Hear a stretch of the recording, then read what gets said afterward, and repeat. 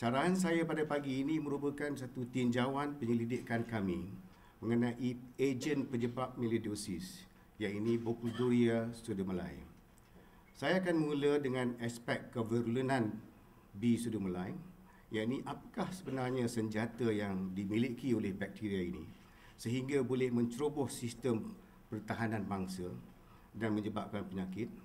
Dan seterusnya, saya akan sentuh sedikit sebanyak usaha terkini kami untuk mengetahui bagaimana patogen melioidosis menggugat sistem komunikasi, iaitu sistem pengisyaratan hos ataupun perumah untuk melemahkan sistem pertahanan mangsa supaya dapat hidup selesa dan boleh tumbuh dalam sel-sel mangsa. Sebelum itu, izinkan saya jelas serba sedikit mengenai bakteria Burkholderia pseudomallei. Saya sendiri ketika dijemput menganggotai kumpulan penyelidikan melioidosis 30 tahun dahulu, tidak pernah pun dengar mengenai bakteria ini atau penyakit melioidosis. Sebenarnya Burkholderia pseudomallei ialah bakteria dan ini adalah bakteria yang menyebabkan penyakit melioidosis dalam manusia dan juga haiwan. Bakteria ini sebenarnya hidup dalam tanah dan air dan endemik di kawasan tropika di Asia Tenggara dan utara Australia. B. pseudomallei tersebar luas di semenanjung Malaysia serta Sabah dan Sarawak. Melioidosis ialah penyakit berjangkit. Simptom penyakit ini ialah demam panas yang membawa kepada pneumonia dan seterusnya septicemia, dan juga boleh membentuk penyakit dalam bentuk penanahan kronik. Penyakit ini berbahaya yang mana telah banyak mengakibatkan kes kematian di kawasan-kawasan yang endemik, umpamanya di Thailand, Malaysia, utara Australia. Manusia dan haiwan boleh dijangkiti penyakit ini apabila terdedah secara langsung kepada tanah dan sumber air yang tercemar dengan bakteria ini. Jangkitan sering berlaku terutamanya sewaktu monsun ataupun musim hujan. Ini mungkin disebabkan air hujan akan membawa bakteria ini ke permukaan tanah dan cara jangkitan ialah melalui saluran pernafasan, terminum air tercemar atau melalui luka yang ada pada kulit. Golongan yang lebih berisiko tinggi ialah mereka yang mengidap penyakit kronik seperti kencing manis, penyakit hati, sakit buah pinggang, thalassemia, kanser dan lain-lain. Yang mana keadaan daya tahanan ataupun imun perumah itu adalah rendah. Tanda-tanda jangkitan paru-paru adalah seperti demam panas, batuk dan seterusnya. Ramai yang tertanya, apakah sebenar penyakit melioidosis? Melioidosis walaupun endemik di negara ini jarang berlaku. Oleh itu tidak hairanlah kalau orang awam tidak sedar yang penyakit ini serius. Namun dari semasa ke semasa terdapat liputan mengenai melioidosis. Contohnya kes kematian akibat infeksi melioidosis di Lubuk U, Pahang pada tahun 2010 yang telah mendapat liputan luas dalam media tempatan. Berikutan insiden ini, Jabatan Kesihatan Pahang telah mengesahkan bahawa 10 daripada 19 mangsa yang terbabit dalam operasi mencari dan menyelamat seorang mangsa lemas di hutan lipur Lubuk U dekat Maran dijangkiti bakteria melioidosis dan juga leptospirosis. Berlaku hujan yang sangat lebat di Lubuk U pada bulan-bulan sebelum itu dan akibatnya paras air sungai naik dan melempah ke tebing dan menyebabkan tanah telah terdedah akibat hakisan. Sampel tanah dan air di Lubuk U didapati positif untuk bakteria B. pseudomallei. Pada awal 2011, juga terdapat laporan mengenai kematian disebabkan melioidosis di tapak projek hidroelektrik di Bakun, Sarawak. Jangkitan ini juga kemungkinan berpunca dari kerja-kerja tanah dan mangsa terdedah kepada bakteria. Pada tahun 2004, kes melioidosis juga dilaporkan di Singapura. Ini juga dikaitkan dengan hujan lebat dan banjir yang berlaku pada ketika itu. Keadaan yang sama dipercayai punca insiden jangkitan melioidosis di Australia pada awal 1990-an yang menyebabkan 12 orang maut. Saudara-saudari sekalian, melioidosis pertama kali dilaporkan di Myanmar lebih 100 tahun dahulu oleh Whitmore dan Krishnaswamy. Kapten Alfred Whitmore adalah seorang ahli patologi dalam tentera British yang ditugaskan di Burma pada ketika itu. Mangsa adalah penagih morfin yang dijumpai mati di jalanan di Yangon. Hasil bedah siasat oleh Whitmore menunjukkan gejala mirip penyakit glandus, iaitu penyakit yang lazim berlaku dalam kuda. Tetapi mangsa tidak pernah terdedah pada kuda dan koloni bakteria yang dipencilkan daripada mayat berbeza daripada koloni bakteria penyakit glandus. Jadi ini adalah merupakan satu penemuan penyakit baru pada ketika itu disebut sebagai Whitmore's disease. Dan organisme penyebabnya yang dipencil daripada mayat mangsa dikenal pasti sebagai Pseudomonas pseudomallei yang kini kita kenali sebagai Burkholderia pseudomallei. Sehingga tahun 1917, lebih daripada 100 kes melioidosis dilaporkan di Yangon. Seterusnya, kes-kes penyakit melioidosis banyak dilaporkan di Asia Tenggara. Sehingga tahun 1957, lebih daripada 300 kes melioidosis direkodkan.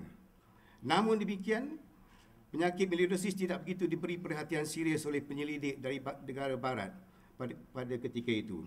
Ini memandangkan bahawa penyakit ini hanya endemik di kawasan tropika. Namun, dalam dekad-dekad berikutnya, keadaan telah berubah. Penyakit ini mula menonjol dan disedari penting apabila ramai di kalangan anggota tentera Jepun serta tentera bersekutu didapati mengidap penyakit melioidosis semasa bertugas dalam Perangan Dunia Kedua di Burma, Malaya dan Thailand dan juga Filipina. Juga lebih kurang 100 kes melioidosis telah dilaporkan berlaku di kalangan 400,000 anggota tentera French Forces di Indochina dalam tahun-tahun 1948 dan 1954. Melioidosis telah menarik perhatian penyidik perubatan di barat dengan kemunculan penyakit ini di kalangan anggota tentera Amerika Syarikat yang pernah berkhidmat di Vietnam. Ada mangsa yang hanya menunjukkan simptom beberapa tahun selepas mereka pulang ke tanah air di samping kes melioidosis yang berlaku secara mengejut dan menyebabkan maut. Dalam tahun 1965 hingga 1969, 187 kes melioidosis dilaporkan di kalangan anggota tentera Amerika Syarikat yang berkhidmat di Vietnam. Dipercayai anggota tentera Marine yang menggunakan helikopter terdedah kepada organisme ini melalui penyudutan habuk dari udara dan yang mengandungi bakteria semasa operasi di Vietnam. Sebab itulah melioidosis pernah digelar sebagai Vietnamese time bomb. Tempoh lantern yang paling lama antara pendedahan dan simptom klinik yang direkodkan sehingga sekarang ialah 62 tahun. Ini melibatkan seorang bekas anggota tentera berumur 82 tahun di Amerika Syarikat yang pernah menjadi tahanan perang oleh tentera Jepun semasa Perang Dunia Kedua. B. pseudomallei mempunyai banyak ciri unik yang menyebabkan patogen ini dikuatiri disalahguna oleh pihak yang tidak bertanggungjawab sebagai ejen biologi. Patogen ini boleh disalahguna sebagai ejen bioterorisme biologi. Pada tahun 2002, B. pseudomallei telah dikelaskan sebagai ejen biologi kategori B oleh Center for Disease Control and Prevention (CDC) dan National Institute of Allergy and Infectious Disease America. Ini adalah disebabkan B. pseudomallei boleh menyebar penyakit melalui pernafasan dan agar sukar dirawat dengan antibiotik. Justru dikuatiri dibangunkan sebagai senjata biologi. Di Israel, garis panduan tindakan kecemasan sekiranya berlaku penyebaran B. pseudomallei secara sengaja telah dibangunkan bagi meningkatkan keupayaan keselamatan biologi negara itu. Plan ini melibatkan usaha untuk meningkatkan kesedaran komuniti perubatan mengenai ejen biologi serta meningkatkan keupayaan dan persediaan protokol untuk respons sekiranya berlaku bioterorisme. Oleh sebab kebimbangan ini di negara barat, penyelidikan dan penghasilan vaksin menjadi prioriti, memandangkan belum ada lagi vaksin yang berkesan untuk penyakit melioidosis. Kejadian melioidosis dalam bekas anggota tentera antara lain telah mencetuskan minat penyelidik barat untuk mengkaji melioidosis secara lebih serius. Ramai penyelidik dari negara tropika termasuk dari negara ini juga telah mula bergiat mengkaji melioidosis dan patogennya dan menyumbang pada bilangan penerbitan mengenai melioidosis yang kian meningkat. Juga satu lagi faktor yang mencetuskan minat dan usaha yang lebih gigih untuk mengkaji patogen melioidosis ialah berikutan B. pseudomallei dikategorikan sebagai ejen biologi. Di samping itu, pada tahun 2004 genom B Surumalai telah dapat dijujukkan dan dengan sepenuhnya. Dan ini merupakan satu perkembangan yang kita percaya menjadi faktor penting yang mencetuskan peningkatan penerbitan mengenai melioidosis. Justru bilangan penerbitan dalam jurnal berwasit dan bilangan paten yang difailkan mengenai melioidosis dan ejen penyebabnya telah meningkat dengan mendadak dalam dekad sebelum ini. Di negara ini, kes melioidosis juga dikesan di beberapa ladang ternakan kambing, biri-biri dan khinzir. Walaupun melioidosis endemik di negara ini, kes penyakit dalam haiwan hanya berlaku sebagai wabak dari semasa ke semasa. Melioidosis sering direkod di kawasan ladang yang tanahnya baru diteroka.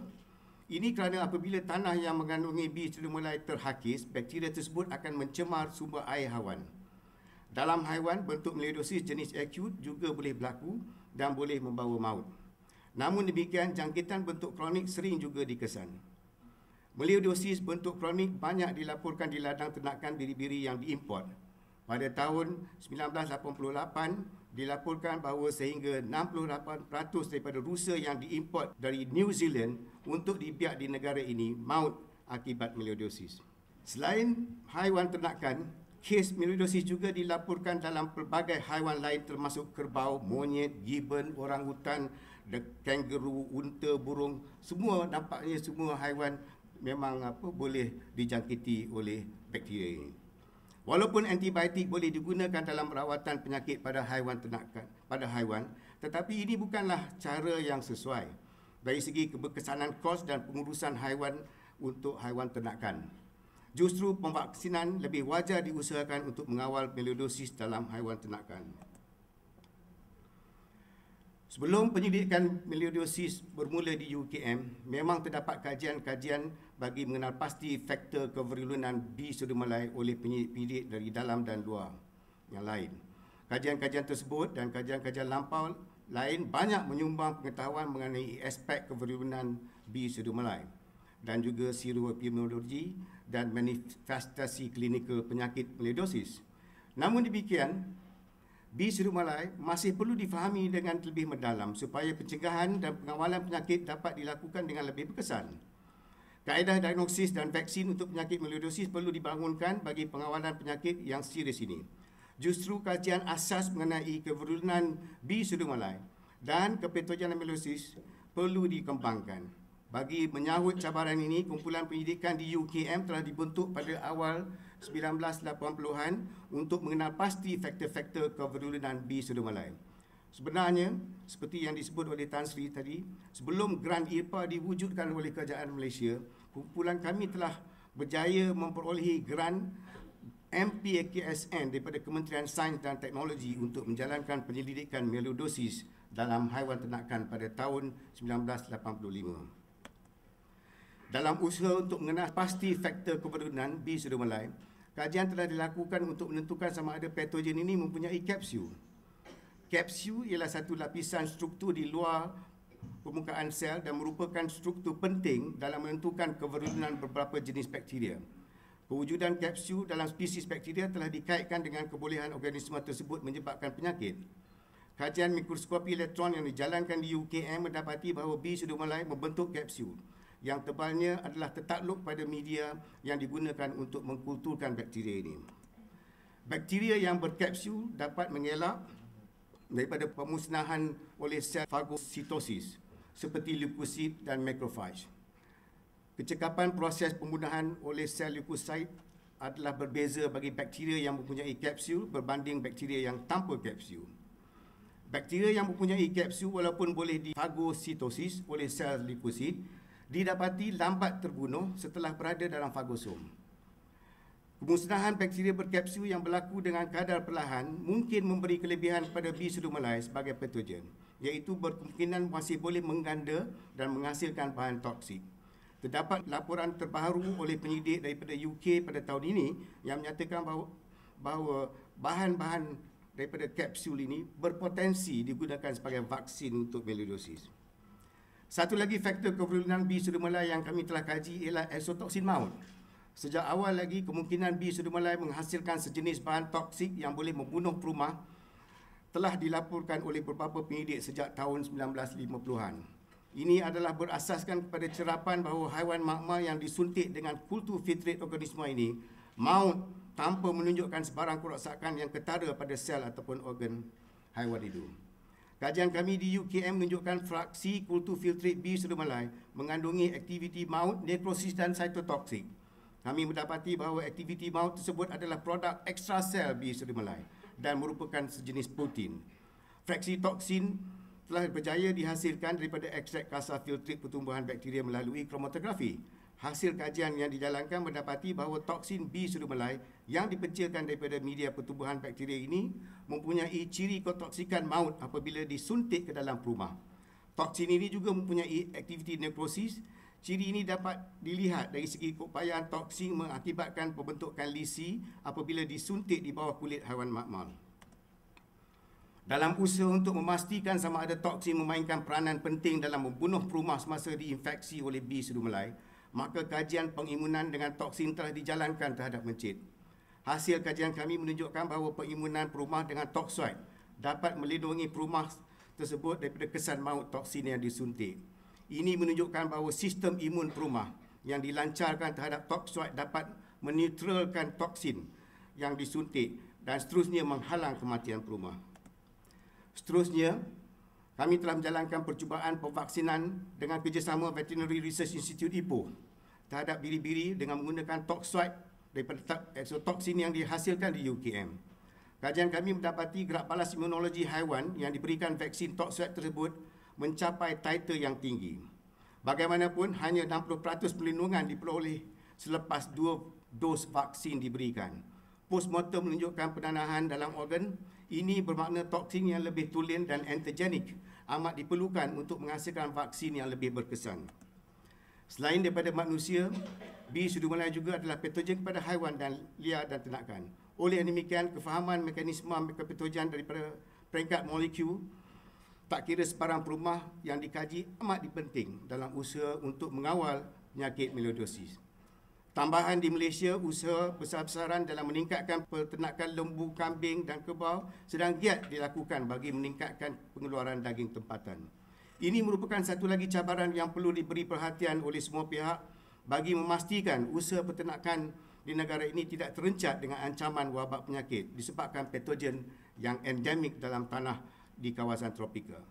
Justru pengenalan antigen yang sesuai bagi pembangunan vaksin melioidosis untuk haiwan dan penghasilan antigen melalui teknik recombinant sedang giat dilakukan oleh penyidik dari dalam dan luar negara. Usaha kami seterusnya ialah menghasilkan antibodi monoklon terhadap exotoksin tersebut. Ini memandangkan bahawa exotoksin merupakan antigen yang lebih khusus terhadap organisma tersebut dan mengurangkan saling tindak balas dengan antigen-antigen dari bakteria lain. Dalam usaha untuk meningkatkan sensitiviti teknik diagnosis, kami telah membangunkan kaedah ELISA untuk mengesan exotoksin.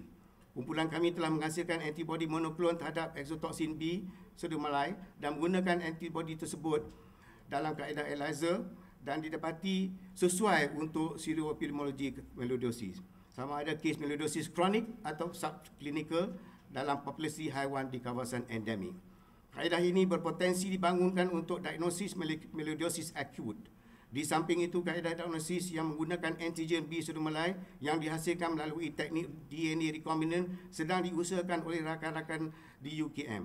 Dipercayai ini akan dapat dibangunkan sebagai kit diagnosis tidak lama lagi.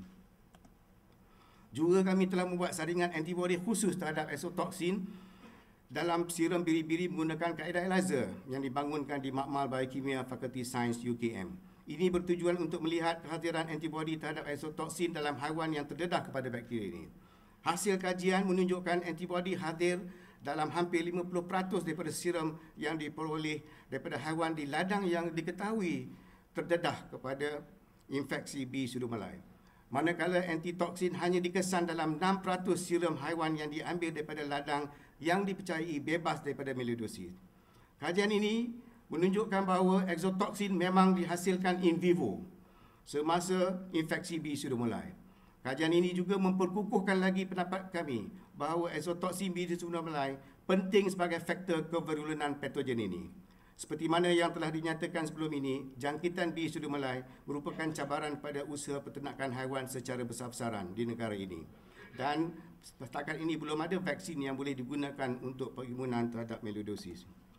Kami juga telah berpeluang menguji serum daripada 420 anggota tentera yang berkhidmat di Sabah dan Sarawak bagi kehadiran antibodi terhadap exotoksin dan antigen sel melalui kaedah ELISA. Didapati bahawa 54%, lebih daripada 54% daripada sampel serum adalah positif kepada antibodi exotoksin, manakala 65% adalah positif kepada antigen sel. Kajian serologi di kalangan anggota tentera yang berkhidmat di Sabah dan Sarawak menunjukkan jumlah serum yang positif yang tinggi terhadap antigen sel B pseudomelai dan exotoksin. Ini mencerminkan kemungkinan kadar infeksi tanpa simptom adalah tinggi. Ini tidak menghairankan sebab seperti yang dinyatakan sebelum ini, bakteria melioidosis terdapat dalam tanah dan pekerja ladang penanam padi termasuk askar yang sering mendekati tanah dalam kerja-kerja harian mereka tentu lebih terdedah kepada patogen ini. Kami juga telah mengkaji exotoksin dengan lebih mendalam bagi memahami cara tindakannya di peringkat molekul. Kajian in vitro kesan exotoksin terhadap kultur sel makrofage mendapati exotoksin B pseudomelai merencat sintesis protein pada kepekatan mikrogram. Ini pun oleh sebab toksin ini bukanlah yang pure ataupun tulen. Perencatan sintesis makromolekul dalam makrofage oleh toksin mungkin relevan dari segi kepatogenan B pseudomelai dalam memodulasikan mekanisme pertahanan perumah. Tindakan exotoksin B pseudomelai melibatkan perencatan sintesis protein dan mengakibatkan kerosakan tisu sel perumah semasa infeksi dan boleh membawa maut kepada mangsa. Persoalannya ialah bagaimanakah exotoksin B pseudomelai merencat sintesis protein. Diketahui bahawa toksin A yang dihasilkan oleh bakteria Pseudomonas aeruginosa dan toksin difteria merencat sintesis protein melalui mekanisme ADP ribosilasi. Kemungkinan exotoksin B pseudomelai juga melibatkan mekanisme yang serupa telah diselidiki. Walau bagaimanapun kami tidak dapat mengesahkan bahawa mekanisme tindakan exotoksin B pseudomelai melibatkan mekanisme yang serupa dengan toksin bakteria tersebut. Namun demikian yang pasti ialah toksin B pseudomelai adalah salah satu faktor kevirulenan yang begitu penting. Baru-baru ini penyidik UKM yang terdiri daripada Profesor Datuk Dr. Rahmah Muhammad, Profesor Sheila Nathan, Dr. Muhammad Firdaus Muhammad Rais serta Profesor Emeritus Nur Muhammad Mahdi daripada Institut Genome Malaysia yang bekerjasama dengan penyidik-penyidik dari konsortium beberapa makmal di luar negara termasuk University of Sheffield di UK telah berjaya menemui toksin B pseudomelai yang dikenali sebagai BLF1. Toksin maut ini berjaya punca manifestasi penyakit melioidosis. Sebenarnya selain daripada toksin dan kapsul, kami juga telah mengkaji beberapa faktor kevirulenan B pseudomelai yang lain. Contohnya pilai, hemolysin dan protease yang juga penting dalam kevirulenan B pseudomelai. Liputan mengenai faktor-faktor kevirulenan tersebut terdapat dalam artikel tinjauan yang diterbitkan sebelum ini dan saya tidak berkesempatan untuk membincangkan faktor-faktor tersebut dalam syarahan saya pada pagi ini. Sebaliknya, saya ingin beralih untuk membincangkan kajian kami mengenai interaksi perumah patogen, iaitu kajian terkini kami dalam usaha kami untuk memahami pengisyaratan yang terlibat dalam gerak balas inflamasi pada peringkat awal infeksi berlaku. Seperti patogen lain, B pseudomelai mempengaruhi sistem komunikasi perumah supaya dapat mengelak daripada pemusnahan sel perumah dan sempat mengganda setelah berada dalam sel perumah. Kini dipercayai bahawa tapak jalan yang disebutkan sebagai tapak jalan PI3K pathway terlibat dalam respons inflamasi tersebut. Diketahui bahawa GSK3 terlibat dalam respons inflamasi semasa infeksi bakteria. GSK3 terlibat dalam tapak jalan yang mengawal penghasilan cytokine pro-inflamasi dan anti-inflamasi. Jika GSK3 direncat, penghasilan cytokine inflamasi meningkat, iaitu cytokine yang anti-inflammatory dan cytokine pro-inflammatory akan mengurang. Kebetulan, GSK3 adalah enzim yang saya temui semasa menjalankan penyidikan di Scotland. GSK3 dikenali sebagai enzim dalam pengisyaratan insulin.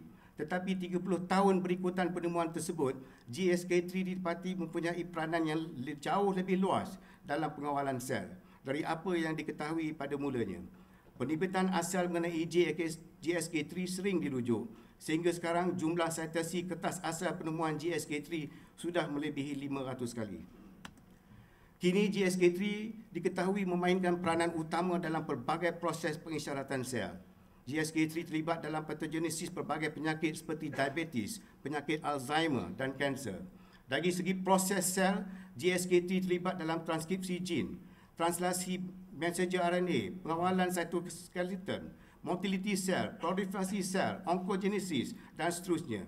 Memandangkan GSK3 terlibat dalam tapak jalan pengisyaratan, maka tidak heranlah bahawa gangguan pengawalan kainis ini merupakan penyebab penyakit seperti diabetes, kanser yang saya sebutkan tadi.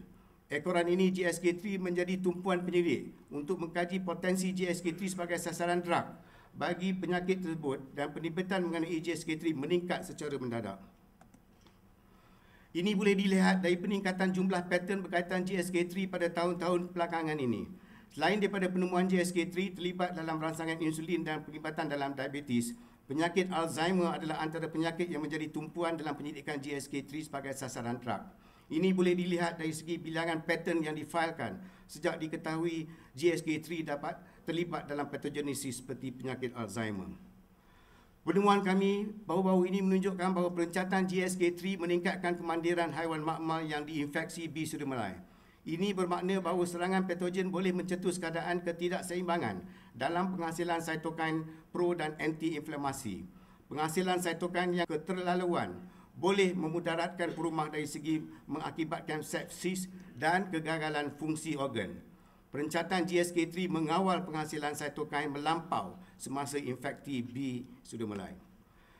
Kajian kami juga mendapati bahawa perencak GSK3 dapat meningkatkan kemandiran sel makrofag dan sel epitelium serta mengurangkan pengandaan B. pseudomalai intrasel walaupun kadar kemasukan bakteria tidak terjejas. Perencatan GSK3 meningkatkan lagi penghasilan cytokine anti-inflamasi dalam makrofag. Penemuan ini mencadangkan bahawa perencatan GSK3 adalah berfaedah kepada perumah dan mempengaruhi kebolehan perumah mengawal penghasilan cytokine yang seimbang semasa infeksi. Pesakit diabetes merupakan yang paling ramai, hampir 60% terlibat yang mengalami melioidosis. Pagawalan pada tahun 2005 melaporkan 57% daripada kes-kes melioidosis yang didiagnosis di Kedah adalah dari kalangan pesakit diabetes, manakala di Johor seramai 75% telah dilaporkan ada kaitan dengan diabetes. Malah dalam kes kematian akibat infeksi melioidosis di Lubuk Iu, Pahang pada 2010, Sapian et al. Melaporkan bahawa 7 daripada 8 orang yang maut juga mengalami diabetes. Peningkatan kes diabetes di kawasan endemik melioidosis agak ketara dan tentunya boleh meningkat risiko secara relatif. Di negara yang endemik sehingga 60% pesakit melioidosis juga mengidap diabetes. Oleh itu, melioidosis merupakan ancaman yang kian serius. Memandangkan kes-kes diabetes di rantau ini juga dilaporkan semakin meningkat. Malaysia ialah antara negara yang mempunyai kadar diabetes yang tinggi. Menjelang tahun 2020, dianggarkan 4.5 juta daripada populasi akan mengidap diabetes. Apakah asas peringkat molekul patogenesis bagi melioidosis? Lebih-lebih lagi, kenapa pesakit diabetes sering menjadi mangsa melioidosis? Kini diketahui kelemahan sistem imun inat menyebabkan individu diabetes lebih rentan kepada infeksi. Antara faktor yang menyebabkan masalah sistem imun inat tidak efisien ialah sistem komunikasi sel makrofag tidak berfungsi dengan sempurna dan mudah dimanipulasi oleh patogen. Memandangkan GSK3 terlibat dalam modelasi gerak balas inflamasi kajian in vivo, perencatan GSK3 dalam haiwan diabetes terinfeksi B. pseudomalai telah dijalankan untuk mengetahui kesan perencak GSK3 terhadap kemandiran haiwan yang diabetik. Kajian yang dijalankan di UKM menggunakan model infeksi haiwan diabetes menunjukkan bahawa perencak GSK3 mampu meningkatkan kemandiran haiwan diabetes yang diinfeksi. Berikutan perencatan GSK3 melalui pelakuan dengan lithium chloride, kemandiran mencit diabetes terinfeksi meningkat berbandingkan mencit diabetes terinfeksi tanpa pelakuan. Penemuan ini mencadangkan bahawa aktiviti GSK3 yang tidak terkawal merupakan satu faktor dalam mekanisme kerentanan perumah diabetes terhadap infeksi melioidosis. Kajian infeksi B. pseudomalai dalam sel darah mononukleus periferi yang dipencil daripada haiwan diabetes dan normal menunjukkan kemasukan serta pengandaan bakteria yang lebih tinggi dalam sel diabetes berbandingkan sel normal. Ini juga menunjukkan bahawa sel dari perumah diabetes adalah rentan terhadap infeksi B. pseudomalai. Penemuan ini juga menyokong pendapat bahawa kegagalan tapak jalan imun menyebabkan individu diabetes lebih rentan kepada infeksi B. pseudomalai. GSK3 memainkan peranan penting dalam respon inat melalui keterlibatannya dalam pengawalan inflamasi. Gangguan sistem imun inat yang dialami oleh perumah diabetes juga dalam keadaan imunokompromi yang lain boleh mencetuskan respon proinflamasi yang keterlaluan akibat rangsangan daripada infeksi bakteria. Bagi kes melioidosis dalam perumah yang diabetik, GSK3 aktif dan ini boleh menjejaskan respon inflamasi perumah terhadap infeksi B pseudomallei. Saya selalu sebut kalau GSK3 terlalu aktif dan kita dalam bahaya. Model dikemukakan ini adalah berasaskan bahawa GSK3 adalah satu komponen utama yang terlibat dalam kegagalan rangsangan insulin dalam kes diabetes dan dalam tapak jalan inflamasi. Keadaan ini tidak terhad kepada diabetes saja. Malah gangguan tapak jalan ini dipercayai adalah punca kepada pelbagai penyakit lain seperti Alzheimer dan kanser. Kini tumpuan penyidikan melioidosis UKM ialah untuk memahami rangkaian transduksi isyarat dalam perumah yang diaktifkan semasa infeksi. Ini penting bagi memahami bagaimana pengisyaratan ini mencetuskan penghasilan mediator inflasi untuk menangani dan memusnahkan patogen. Kefahaman bagaimana tapak jalan pengisyaratan imun inat beroperasi amat penting dalam usaha untuk membangunkan drug yang boleh bertindak sebagai modulator imun. Penghasilan cytokine yang tidak terkawal mengakibatkan gejala inflamasi seperti sepsis. Usaha untuk menghasilkan anti-infektif bagi infeksi B pseudomallei perlu digiatkan. Anti-infektif yang bertindak meningkatkan keimunan perumah dan bukan bertindak secara terus pada patogen merupakan pendekatan yang wajar dalam menangani masalah kerintangan antibiotik. Pada hemat saya, sebagai kesimpulan, penyidik-penyidik di UKM sedikit sebanyak telah berjaya menyumbang kepada kefahaman mengenai mekanisme kepatogenan penyakit melioidosis. Memang banyak lagi persoalan mengenai melioidosis yang masih belum terjawab. Walaupun 100 tahun sudah berlalu sejak melioidosis pertama kali dilaporkan, penyakit ini masih merupakan cabaran pada kesihatan awam. Jelas, penyelidikan yang relevan perlu disegerakan bagi mendalami kefahaman mengenai melioidosis dan ejen penyebabnya iaitu B pseudomallei. Sebagai penutup, selepas 30 tahun ditemui, GSK3 muncul dalam penyidikan melioidosis yang dijalankan di UKM sekarang ini, khususnya mengenai kesan perencak GSK3 terhadap infeksi melioidosis. Kini selepas 3 dekad penemuannya, GSK3 didapati terlibat dalam pelbagai proses sel dan kegagalan pengisyaratan GSK3 sel adalah penyebab kepada pelbagai gejala. Namun tidak diduga bahawa GSK3 juga terlibat dalam kepatogenan melioidosis. Walaupun pada mulanya GSK3 dikenal pasti sebagai kinase yang terlibat dalam pengisyaratan insulin. Penyelidikan yang telah dijalankan mengenai pengisyaratan insulin sebelum ini dan penyelidikan sekarang mengenai patogenesis melioidosis mempunyai persamaan melalui keterlibatan GSK3. Pada saya ini adalah ibarat ikan di laut, asam di darat, dalam periuk bertemu jua.